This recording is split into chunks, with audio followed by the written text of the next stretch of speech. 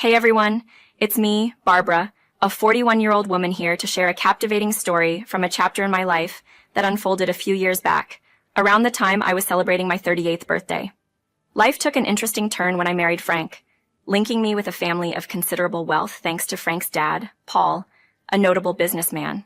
Paul and I first crossed paths professionally as he guided me during my tenure at his company, which eventually led me to leave my job to explore a romantic journey with Frank. Our bond was strong, built on mutual success, and a shared vision for a fulfilling life, and we eventually tied the knot with Paul's blessing. However, Frank's mother, Hannah, never saw me in a favorable light, believing her son should have chosen a partner from a more affluent background rather than someone with humble beginnings like myself. Despite her cold demeanor and elitist attitude, I chose not to confront her to avoid any discord. Unfortunately, keeping the peace didn't spare me from future conflicts. The situation escalated when I decided to quit my job, a decision that Hannah and Frank scrutinized harshly. They couldn't understand why I would leave a prominent position that was on the verge of an upgrade. Frank, the company was overworking me to the point of physical and mental exhaustion. You've seen the toll it took on me these past few years. It was imperative for me to step back, I tried to explain, only to be met with accusations of lacking ambition and resilience. Paul, ever the voice of reason, defended my decision, urging them to be more understanding and supportive. Despite his intervention, their critical views resurfaced whenever he was not present. Believe me, my last job was detrimental to my well-being, a fact even my therapist was deeply concerned about. Leaving was not a matter of choice, but necessity. While I was in between jobs and seeking new opportunities, my husband and mother-in-law showcased their disapproval once again by excluding me from Paul's retirement party, citing my current unemployment as a source of embarrassment for the family. This incident laid bare their shallow perspective and lack of empathy towards my situation. We can't have you overshadowing the event. It's a significant day for my father, and we don't want the chatter to revolve around Paul's unemployed daughter-in-law. The focus should remain on his achievements, not be diluted by gossip concerning you. I had hoped to be present to support Paul, as he's been a guide to me, and I consider myself part of his family too. However, it seems I'm being sidelined. Oh, come on. The last thing we need is for you to make a spectacle of yourself at the retirement celebration. If you had any dignity, you'd volunteer to sit this one out. Don't dare tarnish our esteemed reputation by showing up, they admonished. Barbara, do you actually agree with this? I questioned Frank, seeking his stance. Absolutely, Frank concurred with his mother. Nobody wants a failure at such a prestigious event. Consider this your final warning. Stay away. I was dumbfounded by their cruelty. The disdain from my husband and mother-in-law was palpable. They expressed shame in having me as part of the family. Frank's transformation into someone I barely recognized was a deep cut, exacerbating the situation to unbearable levels. That night, I wept uncontrollably, feeling utterly devalued and isolated, with Frank offering no solace, choosing sleep over consoling his devastated wife. My mental well-being, already fragile, was pushed to the brink. It was a night steeped in despair, one of the darkest periods of my existence. Paul remained unaware of Frank and Hannah's chemistry, as I refrained from steering any discord, especially not wanting to mar his celebratory occasion with familial tensions. Although Paul sensed something amiss, he didn't pry. However, a few days later, Paul seized a quiet moment to discuss the matter, away from the distractions of television and social gatherings. Barbara, there's something we need to address, he initiated, revealing his awareness of my exclusion from his retirement party, thanks to an observant assistant. His inquiry into who decided to leave me out hinted at his suspicion of Hannah's involvement. Paul's demeanor was one of solemnity, a reflection of his seasoned experience in navigating the demanding business world. His acute perceptiveness and comprehensive awareness of his surroundings were traits that commanded respect, often instilling a sense of apprehension in both Hannah and Frank. Despite his intimidating reputation, Paul maintained a surprisingly harmonious relationship with his family, showcasing a complex dynamic within our household. Paul has always expressed admiration for my dedication and hard work, which has given me a sense of security in his presence rather than fear. My respect for him, coupled with his open-minded nature and almost certain discovery of the truth, prompted me to be honest about my situation. After experiencing such harsh treatment from Frank and Hannah, I felt no need to shield them from the consequences of their actions. When I disclosed that, it was both Frank and Hannah who wished to exclude me from the party, Paul inquired about their justification for such a decision, finding it peculiar to consider a family gathering without his daughter-in-law. I explained that their reasoning was tied to my current unemployment.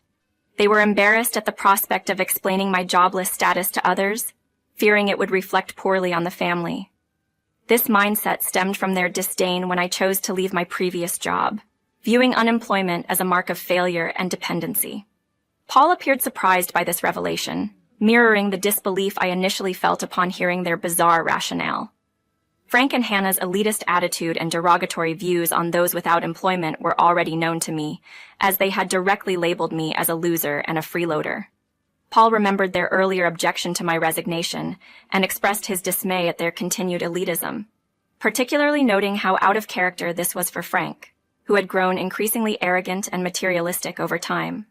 He lamented over where he might have gone wrong with Frank, to which I responded that it wasn't necessarily Paul's fault. Frank's transformation could be attributed to his constant association with similarly minded individuals and his penchant for ostentation, suggesting a deep-seated need to maintain a facade of success and superiority. Paul's observations hit me with a harsh dose of reality. For years, I had noticed Frank drifting further into an unsettling pattern of behavior, his sense of entitlement growing increasingly intolerable. Despite my efforts to expand his worldview and challenge his prejudiced perspectives, he remained unyieldingly arrogant, a trait seemingly nurtured by his mother's approval.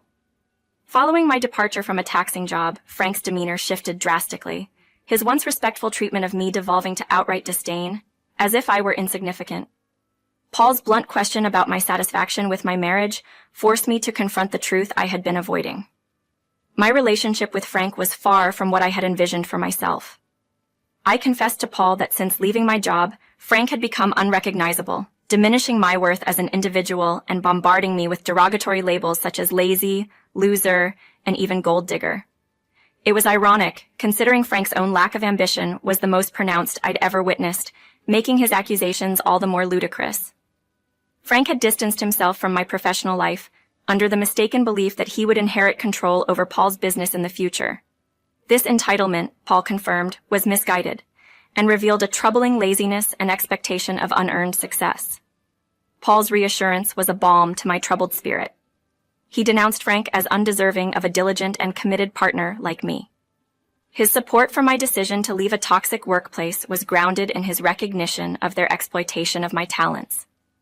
Paul hinted at having significant plans for my future, ones that Frank was oblivious to. The stark reality of Frank's behavior, paired with Paul's insight, led me to contemplate separation.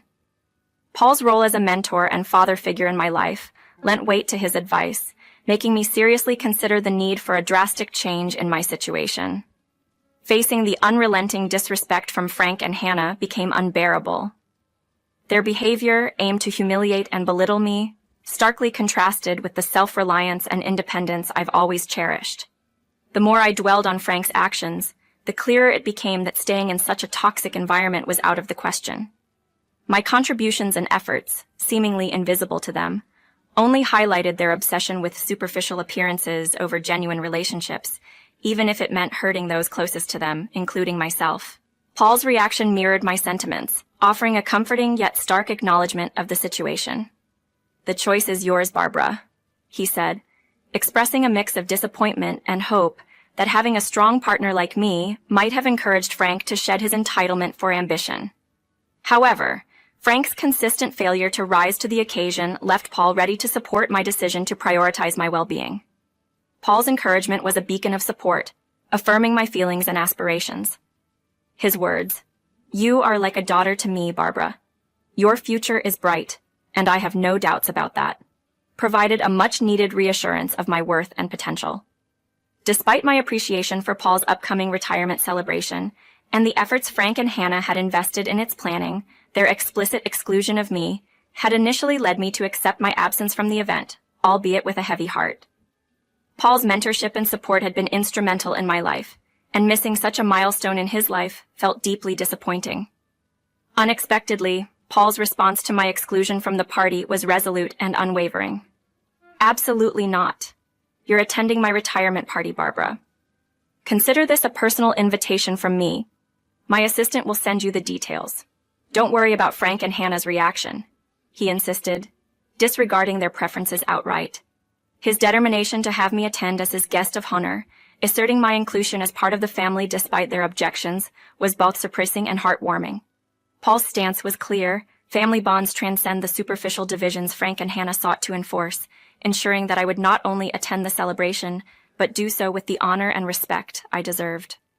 Paul hinted at a surprise that could turn the tables at his retirement party, suggesting I might find a way to outshine Frank and Hannah's unkindness without any direct confrontation. His laughter, though mysterious, reassured me of his support. Having always regarded Paul as a paternal figure, his disapproval of his son and wife's actions bolstered my trust in him, igniting a spark of curiosity about his plans for some form of retribution. In the weeks leading up to the celebration, Paul advised me to pause my job hunt, which raised my eyebrows yet again. However, trusting his judgment, I decided to embrace a period of rest, especially after enduring a challenging work environment for so long. This decision, predictably, became another point of contention with Frank and Hannah. They accused me of enjoying a carefree life at their expense, to which I responded with a reminder of my financial independence and the necessity of a mental health break. Their accusations escalated, labeling me as a gold digger and forecasting a bleak future where I would deplete Frank's finances. Their harsh words solidified my resolve to end the marriage, leading me to consult a lawyer about divorce proceedings. The realization that my relationship with Frank had deteriorated beyond repair was a pivotal moment, one that underscored the need to extricate myself from this toxic environment. When I shared my decision with Paul, his immediate and supportive response was a comforting affirmation that I was making the right choice. Paul's smile, far from the reaction one might expect in such a scenario, signaled his unwavering support and perhaps a hint of relief that I was taking steps to reclaim my dignity and happiness. As I navigated the turbulent waters leading up to my divorce from Frank, I opted to delay the announcement until after Paul's retirement party. Given Paul's status as a well-respected businessman in our community, the event promised to be a grand affair. Despite my reservations about Hannah's character, I couldn't deny her knack for orchestrating a stylish celebration. Frank and Hannah, assuming I would comply with their wishes, left early with Paul, likely fabricating some excuse for my absence. Contrary to their expectations, I made my entrance when the party was already buzzing with excitement. Frank and Hannah's irritation was palpable upon seeing me. Their attempt to confront and dismiss me was abruptly halted by Paul's authoritative voice. He publicly welcomed me, much to their dismay, claiming I was the evening's guest of honor, a detail that caught everyone off guard, especially since Frank and Hannah had been so adamant about my non-attendance. Their feeble attempt to insist I was unwell and needed to leave was quickly overshadowed by Paul's assertion of my well-being and the importance of my presence. He revealed, much to everyone's surprise, that he had personally invited me, highlighting the discourtesy of Frank and Hannah's exclusion. Paul's announcement that I was the guest of honor not only spotlighted their deceit, but also their failure to sideline me from the family's milestone event. Frank and Hannah's panic was evident as they realized Paul was fully aware of their scheming, and his smile did little to mask his displeasure. Hannah's attempt to smooth over the situation with a nervous smile and a hasty explanation only underscored their desperation to salvage their standing in Paul's eyes. The unfolding drama made it clear that despite their efforts to diminish my role in the family, Paul's support and recognition of me remained unwavering. In the midst of a heated exchange, Paul decisively cut through Frank and Hannah's objections about my presence at the party, emphasizing my status as his honored guest regardless of my employment situation. Despite their protests that my lack of a job and dwindling finances made me unfit to mingle with their elite guests, Paul was unstayed, hinting at a solution to the very problem they lamented.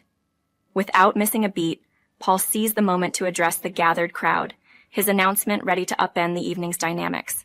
The anticipation was palpable, with all eyes on us, especially Frank and Hannah's, whose nervousness betrayed their uncertainty about Paul's intentions.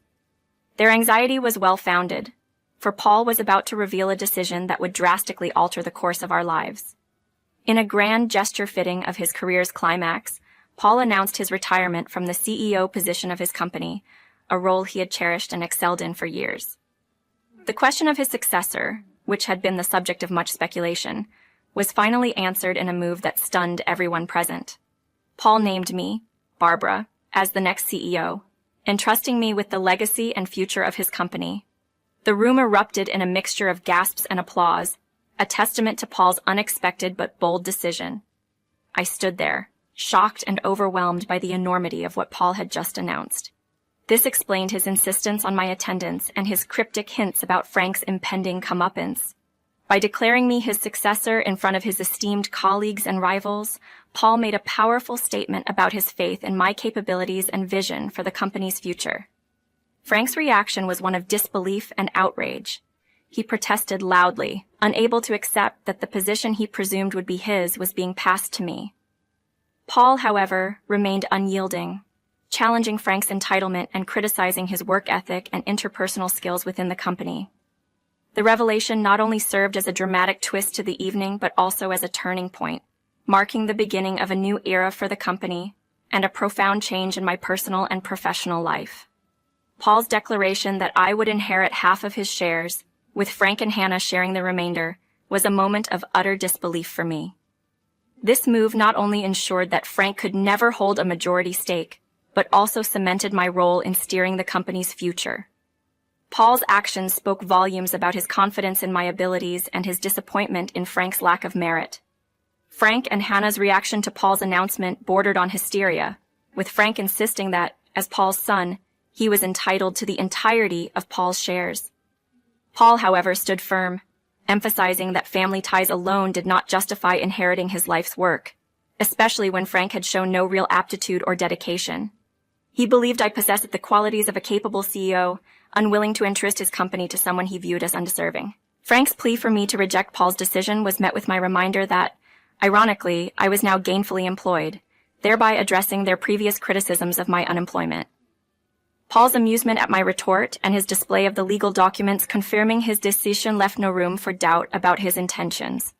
Frank and Hannah, overwhelmed by emotions, found themselves silenced by Paul's rebuke for attempting to mar the celebration with their objections. The conflict escalated upon our return home, with Frank and Hannah attempting to persuade me to decline the CEO position. Paul's support for my stance and his criticism of their entitled behavior underscored the divide between their expectations and the reality Paul envisioned for his company and legacy. My announcement of divorce from Frank, anticipated by Paul, dismantled any remaining pretense of their accusations against me. Despite their last-ditch efforts to sway my decision, my resolve was unshakable. Recognizing my self-worth and acknowledging the dissolution of my love for Frank, I proceeded with the divorce. Paul's own relationship with Hannah appeared irreparable, as he too contemplated a life apart from her. Embarking on my journey as CEO, I found acceptance and respect within the company, leveraging my skills to chart a new course for its future. Frank, now reporting to me, persisted in his attempts to reconcile, albeit with motives transparently tied to regaining control over his father's assets. However, my resolve remained firm, closing the chapter on our relationship and focusing on the opportunities and challenges ahead as the leader of Paul's legacy.